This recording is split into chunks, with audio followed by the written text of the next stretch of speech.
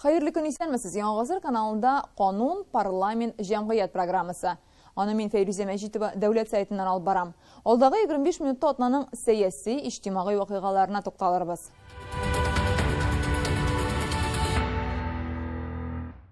Бу атнада Татарстан дәүләт сайтында киләсе 2022, 2023 һәм 2024 елларның планлы чорына бюджет проектын карадылар.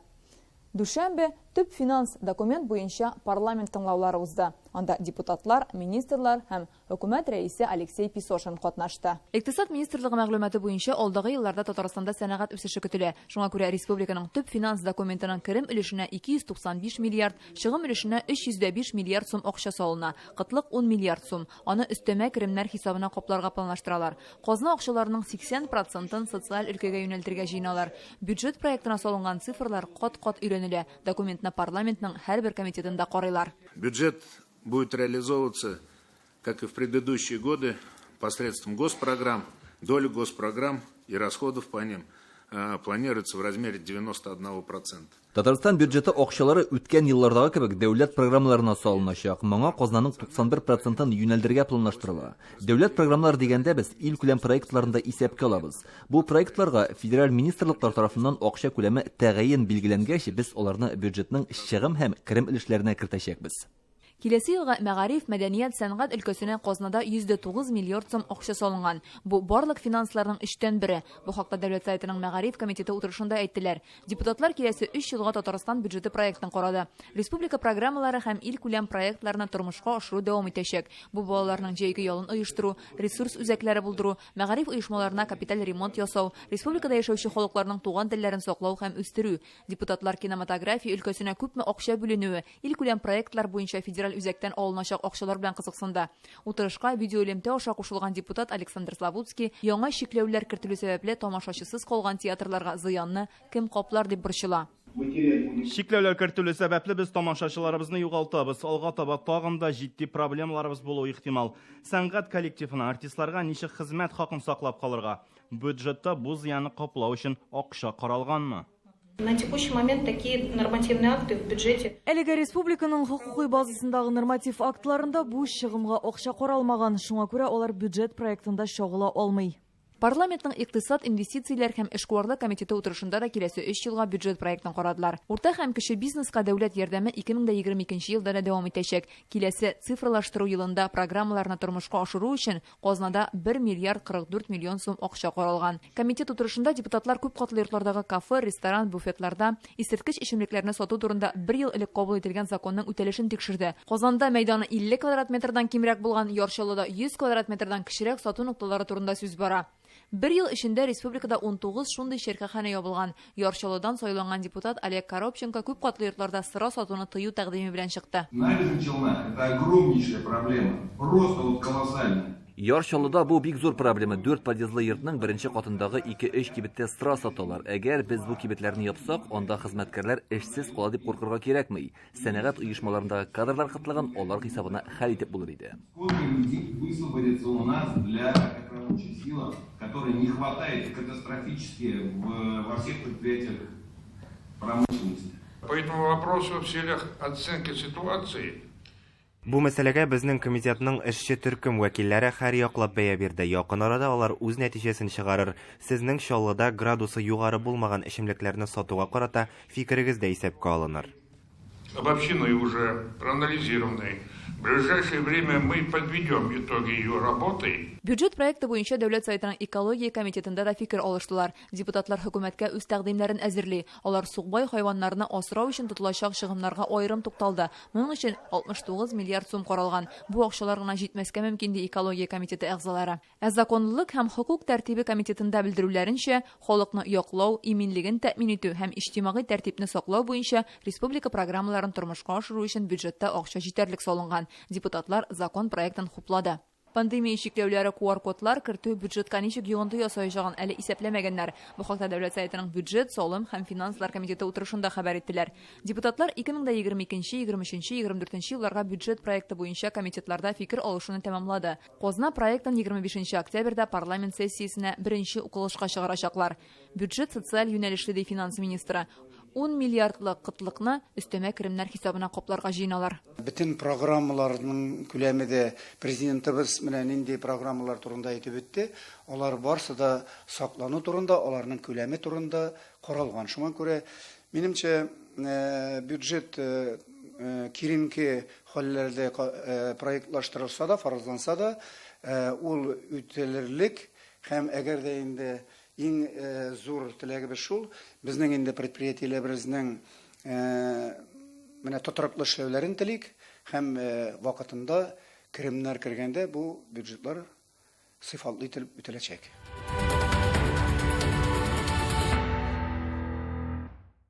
Татарстан бюджетына ил күләм проектларны финанслау буенча да акчалар салына. Киләсе елга аның күләме әлегә төгәл билгеле түгел. Бу федераль акчаларның күләменә бәйле. Ә хәзер сүзебез быел башкарган эшләр турында. Лаеш районы Державино авылында яңа балалар бакчасы ачылды. Искесе авария хәлендә булган. Шуңа күрә аны сүтеп, яңасын сафка бастырганны йөзләгән гаилә көтеп тора. Лаеш Казанга якын булганлыктан монда яшәүчеләрнең саны ел саен арта. Балалар күп туа. Яңа бакчаны демография ил күләм проекты буенча 8 ай эчендә сафка бастырганнар. Анда 50 бала йөриячәк. Районда тагын күпме балага урын кирәк? Моны Динә Хисаметтинова белеп кайтты. Яңа бакчасы дигәнсез, нәни малай һәм кызларга матур булсын дигәнсез. Ирактан авыл башыннан күренеп торучы Йолдызкай балалар бакчасы 2 катлы. Яңа бина тәрбиячеләргә дә, сабыйларга да бик ошаган. Ләйсән Бикмөхәммәтованың кызы 3 яшьлек Мәдинә аның мәйданчыгын аеруча үз иткән. Державино авылы халкы төзек яңа бакчаны күптән көткән. Начар иде, агачтан иде. Үзебезнең садигыбыз җимерек хәлдә булу сәбәпле күрше авылда йөреп тордык. Без бик шатбыз. Хәзер менә кичкенә кызны да ала бирсә садикка, шушы яңа садикка бирәбез инде. Ничек хәлләр? Иске балалар бакчасы узган гасырның 60-нчы елларында ук төзелгән агач бинада урнашкан була. Махсус комиссияны авария хәлендә дип тапкан. Яңа учреждениедә табигатькә сакчыл карарга да өйрәтәчәкләр. Яңа балалар бакчасы замана таләпләренә туры китереп эшләнгән. Уенчыкларның нинди түрі генә юк. Менә мәсәлән, коры бассейн, йомшак кәнәфиләргә утырып, юри генә, чәй эчәргә мөмкин, уңайлы йокы һәм юыну бүлмәләре. Тәрбияви эш 2 телдә алып барылачак, татар һәм рус телләрендә. Моннан тыш, сөйләм ягыннан кимчелекләре булган балалар белән дә шөгыльләнәчәкләр. Логопед барлыкка килде. Музыкальный руководитель шундук белән кабинет татарского языка юк иде, алары да барлыкка килде. Менә шушы өстенлекләр безгә хәзер балаларны күбрәк өйрәтергә, үтәргеч ясады. Балалар бакчасы 50 кешегә исәпләнгән. Державино авылы өчен бу җитә. Ә менә Лаеш районында балалар бакчаларына чиратта 2000гә якын бала тора. Иң беренче чиратта безнең 3 яшьтән алып инде 7 яшькә кадәр балаларны урнаштыру. Бу безнең беренче чираттагы максат. Аннан соң инде яси төркемнәрен ачу, аларны урнаштыру, төрле формалар. Менә быелгы елда бит инде 17 бакчадан тыш яңадан безнең 67 төркем ачыла. Шулай ул 1000ннән артык 1300 балага исәпләнгән килеп чыга. Халык бездә районда ел сайын 5000-6000гә артып бара халык. Чөнки шәһәр тирәсендәге район йортлар бик күп төзелә. Без ел сайын 200 мең квадрат метрдан артык йорт бина тапшырабыз. Алар булгач инде кешеләр дә килә, балалар да туа. Шуңа күрә безгә монда төргә һәм төргә. Державинындагы балалар бакчасына күршесе Күре һәм Кызыл ил авыллары сабыйлары да йөриячәк. Алар өчен махсус транспорт каралган.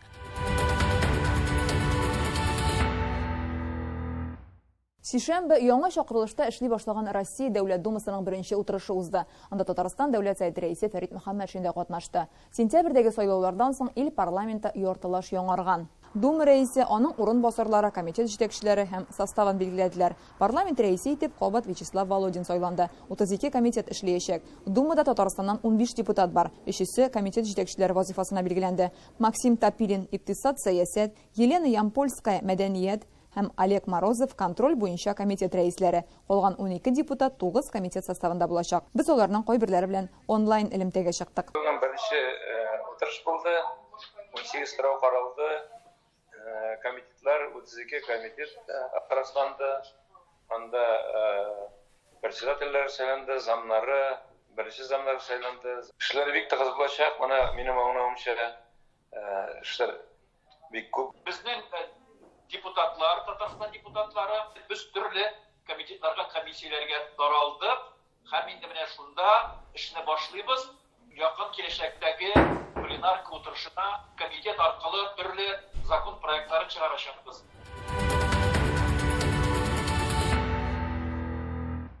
Шершембе Баулы районында жетекшілік олышынды. 7 ел идарә еткән Рамил Гатиятуллин Татнефть составына эшкә күчә. Бу хакта район сайтының чираттан тыш сессиясендә билгеле булды. Анда дәүләт сайты рәисе Фәрит Мөхәммәтшин катнашты. Баулы күпчелек юнәлешләр буенча республиканың алдынгы районы. Рамил Гатиятуллин жетекчелек иткән чорда шәһәр ничек үзгәрә?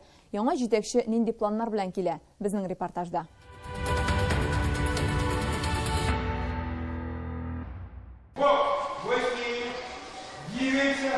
Баулының бірінші спорт мәктәбі бұл. Тренер Фәрит Галиуллин мында ярты гомер бокс белән шөгыльләнә. Шуңа күрә моңарчы спорт мәктәбендә нинди шартлар булуын яхшы белә. Тәрәзәләр, сквозняк, идән, агач, тузан, раздевалкалар булмады, туалет булмады. Сейчас здесь лучше заниматься. После школы приходим сюда, занимаемся. Тепло здесь, каждый день заниматься. Һәр катта душ бүлмәләре, зур заллар. Спорт мәктәбенә капиталь ремонт өчен республика бюджетыннан 40 миллион сум бүленә. Яңартылган бинаны Фәрит Мөхәммәтшин карады. Какие виды культивируют? Мы 5 видов здесь культивируем. Легкая атлетика, лыжи, бокс. Тәрәзәләр инде иске иде. Алар ашырга даже без курка идек ал тәрәзәләрне инде. Но ресурслары беткән инде. 50 ел зданиягә булды. Соңгы берничә елда районда 5 фельдшер-акушерлык пункты, спорт мәйданчыгы, җиңү паркы, чаңгы базасы төзелә, балалар бакчалары һәм мәктәпләр ремонтлана. Район үсеше өчен 2 миллиард 705 миллион сум акча тотыла. Районыбыз безнең нык үзгәрде. Аның районы гына үзгәрмәде, кешеләре дә үзгәрде. Кешеләр һәр икенчеләй карыйлар. Алар карыйлар яхшырап, аларның күзләре ачылды. Булай да яшәргә була икән дип. Авыл хуҗалыгы буенча да күрсәткечләре яхшырак. Күп проектлар нефтьчеләр ярдәмендә тормышка ашырыла. Баулы Татарстанның үсештәге районы ди Фәрит Мөхәммәтшин. Ул монда сессиядә катнашырга дип килде. Утырыш вакытында Рамил Гатиятуллинның башка оешмага күчәчәге билгеле булды. Рамил Хәкимовичны Баулы районында 7 ел менә җитәкчелек итеп, бик матур иттереп эшләде. Аңарга уңай бәяне безнең президентыбыз да бирде. Һәм мондагы депутатлар менә бүгенге утырышта район активы бик олы рәхмәт белән Казанга яңа эшкә озаттылар. Бу вазифадан китү карарын тиз генә кабул итмәдем ди Рамил Гатиятуллин. Ул Татнефтьнең Казандагы бүлекчәсе белән идарә итәчәк. Китәм мин үземнең ихтыярым белән компания Татнефтьне мөрәҗәгать иткәне яңа эш карарга. Яңа дип булмый, яңа түгел. Мин андый эштә эшләп кайткан кеше. Фәрит Мөхәммәтшин Рамил Гатиятуллинга фидакар хезмәт өчен медаль тапшырды. Шулай ук Баулының мактаулы гражданины исеме бирелде.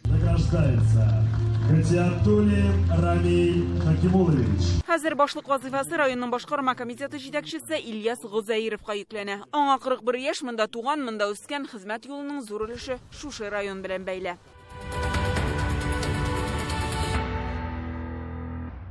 Россиядә зур вакыйга җан исәбен алу башланды.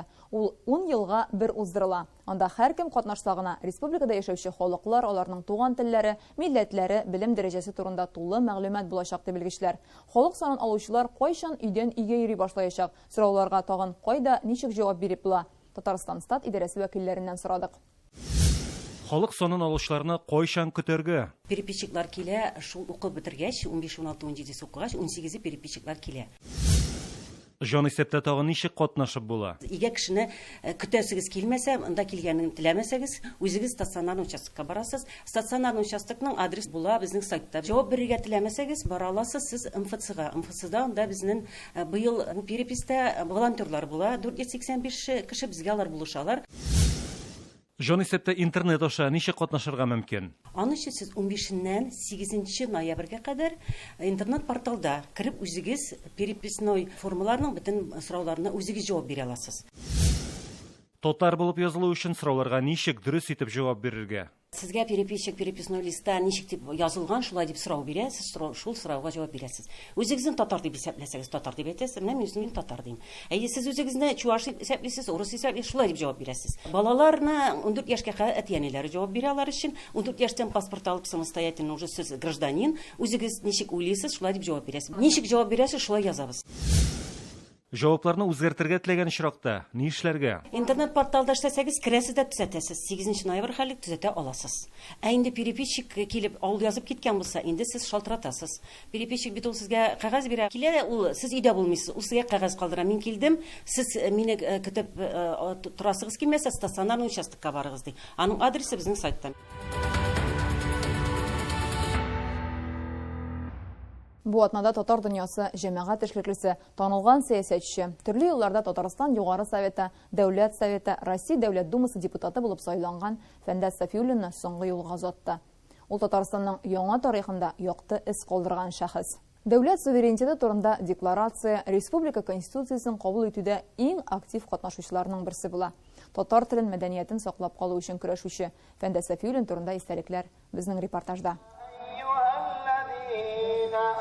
Мәтәм мәрәсиме Мәрҗани мәчете ишек алдында өйле намазыннан соң башланды. Танылган сәясәтче, җәмәгать эшлеклесе Фәндәс Сафиуллин белән хушлашырга туганнары, дуслары, чырдашлары җыелган. Безнең татар дөньясында бик зур фигура. Аның эшләгән эшләрен искә ала башласаң да бик күп вакыт кирәк булыр иде.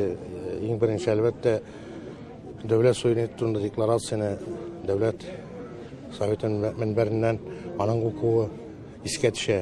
Верховный Совет Татарской автономной Советской Социалистической Республики провозглашает государственный суверенитет Татарии и преобразует ее в Татарскую Советскую Социалистическую Республику, Республику Татарстан.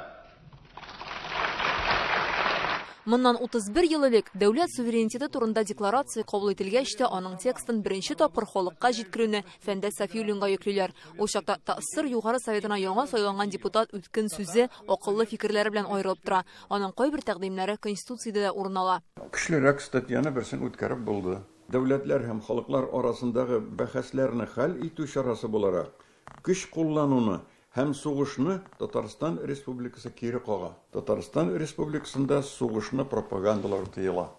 Фәндәс Сафиуллин декларация статусы турында референдум уздыруда да, Мәскәү белән ике арада шартнамә төзүдә дә зур тырышлык куйган шәхес. Ул безнең өчен күп мәсьәлә үрнәк иде. Ул чактагы Югары Советта утырышлары урыс телендә генә алып барылалар. Алар Фәндәс Сафиуллин, Фәүзия Байрамова, Марат Мулюков, күп кенә татар жанлы депутатлар фикерендә менә йөртеп тавышка куйдырып, ике дәүләт теле булырга тиеш безнең республикада дип, шуннан бирле менә татар теленә өйрәнүче кешеләр саны артты, игътибар артты. 1999 елда Россия Дәүләт Думасы депутаты булып сайлана. 2000 елдан Халыкара эшләр комитеты әгъзасы була. Сәясәткә килгәнче армия сафларында хезмәт иткән полковник. Җаны белән татар өчен яна. Фәндәс Сафиуллин телне саклау һәм үстерү, Россиядәге барлык халыкларның туган телләрен саклау өчен көрәшә. Халыкның үзенең хәзерге заманда, информацион заманда үзенең мәктәп системасы булмаса, аның теле бетә. Теле бетсә, милләт бетә. Иң беренче Milli Universitetini булдыру, Татар дәүләт Milli Universitetini булдыру. Бу турыда Конгрессның 1997 елда кабул ителгән резолюциясе бар. Үтәлми калды. Тәнкыйть сүзләрен ул урынлы итеп әйтә белә, үз дәлилләре белән исбатлап та күрсәтә. Кешене дә тыңлый белә иде диләр аның турында замандашлары. Ул башлаган эшен бер кайсында ярты юлда ташламайды. Ул кешеләрне ышандыра белә иде. Ни өчен ышандыра белә иде? Чөнки үзе ышана иде. Ни өчен үзе ышана иде? Чөнки аның дәлилләре бик күп иде. Ул тарихны да яхшы белә. Ул дөньядагы башка илләрнең парламент тарихларында, тәҗрибәләрендә бик яхшы белә. Ул юриспруденцияны да белә, әдәбиятны да белә, сәнгатьне дә белә. Шуңа күрә ул аягын нык басып җиргә сөйли иде, ышанып сөйли иде һәм ышандырып сөйли иде. Менә китап чыгарды үзенең калын китабын тел турында, мәгариф турында, башка сәяси темаларга язган китабын шаккаттым мин. Аның билеменең тирәнлегенә халык күңелендә онытылмас шәхес булып киреп калды.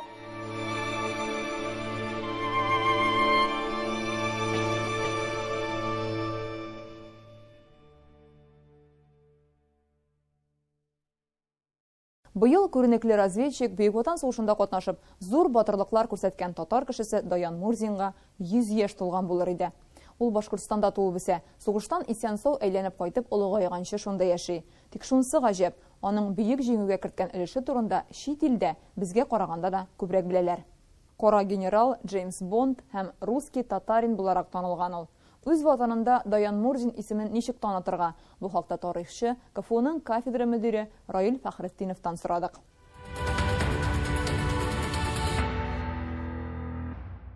Раил Равильевич, исәнмесез? Исәнмез, хәерле кичләр. Сез күптән түгел Мәскәүдә бөек татар каһарманы Даян Мурзин турында чыгыш ясагансыз. Сезнең сөйләгәннәр аудиториядә зур кызыксыну уяткан. Даян Мурзинны безнең буын кешеләре ни өчен белергә тиеш? Әлем белән берничә көн элек кенә мин Мәскәүдән кайттым. Анда зур комиссия утырышында катнаштым. Россия-Австрия комиссиясе. Икенче дөнья сугыш турында сөйләштек инде. Һәм шунда мине бик үтенеп сораганнар, татар каһарманнары турында сөйләргә. Мин анда Амир Утяшев турында сөйләдем, Даян Мурзин турында сөйләдем. Әлбәттә, бу Австрия коллегалары һәм безнең Мәскәү коллегалар, алар бик кызыксынып тыңладылар, бик күп сораулар бирделәр. Әле шунда миңа нәкъ шул бер сорауны минем Мәскәү коллегасы да бирде. Без аның турында әз беләбез. Ул әйтә, мин беренче тапкыр ишетәм ди. Әлбәттә, менә без күбрәк урта гасыр, 18нче гасыр, 19нче гасыр шәхесләребезгә игътибар итәбездер. Ансы да кирәк инде, әлбәттә, ләкин бүгенге көндә яшь буын өчен бүгенге геройлар кирәк. Менә бу теге новейшая история дип әйтәләр бит әле, яңа тарих геройлары кирәк, яңа тарих татар каһарманнары кирәк. Шул чиратта, шулар арасында Даян Мурзин кебек каһарманнарыбыз аерым урын алып торалар. Даян Мурзин Башкортстанның Кушнаренко районы егете, 20 яшендә фронтка китә, 10нчы укчы дивизия взводы командиры була, аннары разведка взводы командиры, соңрак разведка ротасы командиры, Түркстан легионында агент, Молотов исемендәге партизаннар отряды оештыра, Чехиядә, Моравиядә көрәше, Словакиядә партизаннар хәрәкәте оештырган. Көрәштәшләр арасында кара сакал өчен Черный генерал дип танылган. Безнең тамашачыларга да әйтеп китик әле, Даян Мурзинның каһарманлыгы нәрсәдә буланы? Чыганаклар буенча 4000-нән артык вермик солдатын бетерәләр. 45нче елга кадәр алар уңышлы сугышалар дип. Менә Черный генерал дип әйтеп киттегез. Ул исемдәге фильмда дөнья күргән иде. Шуннан соң бездә халык азмы күпме Даян Мурзинны белә башлагандыр, бәлки шулай да ул менә яшьләргә, амма безгә дә әле бик ачылмаган шундый шәхес дип әйтер идем. Бу яшерен мәгълүмат булганмы? Минем өчен бик гаҗәп сорау. Мин аңа җавап таба алмыйм. Ул репрессиягә эләкмәгән, ул Чехословакия герое. Үзебездә гаептер инде, аның турында әз язабыз. Менә, мәсәлән, быел аның 100 еллыгы, ләкин ул ничек тә сизелмичә үтте. Менә Чехословакиядә берничә шәһәрдә аның исеме белән урам исемнәре дә бар, Казанда андый урам юк. Димәк, аның турында китаплар язарга кирәк. Англия язучысы Джона Хайланд Даян Мурзин турында китап чыгара, аны Джеймс Бонд белән чагыштыра. Ул китап чех, словак теленә тәрҗемә ителгән. Бөтен метрикаларда ул үзен татар дип күрсәткән. Ул үзен татар дип бик хорланып әйткән. Менә бүгенге көндә бит инде безнең чит өлкәләрдә, тугандаш өлкәләрдә дип әйтик инде, ситуация четерекле. Мәсәлән, анда үзен башкорт дип язса, мәсәлән, я нугай дип язса Астрахан өлкәсендә, аларга юл ачыла. Бу инде үзен шуңа карамастан үзен горурланып, мин татар дип сөйләп биргән. Аны таныту өчен киләчәктә нәрсә эшләргә дип уйлыйсыз? Аның турында беренчедән чит илдә чыккан китапларны тәрҗемә итеп чыгарга кирәк. Шул фильмнар төшерергә, Казанда конференциялар үткәрергә. Аның әлбәттә туганнары исән, балалары исән. Аларны Казанга чакырып, алар белән танышып, һәм инде ул кешенең исемен күтәрергә кирәк. Әңгәмәгез өчен бик зур рәхмәт.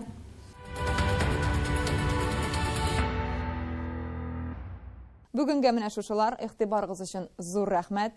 Нәкъ бер атнадан очрашканга кадәр мин Фәйрүзә Мәҗитова сезнең белән сау булашам. Кануннарны белегез, парламент тормышын күзәтегез. Сау-сәламәт булыгыз.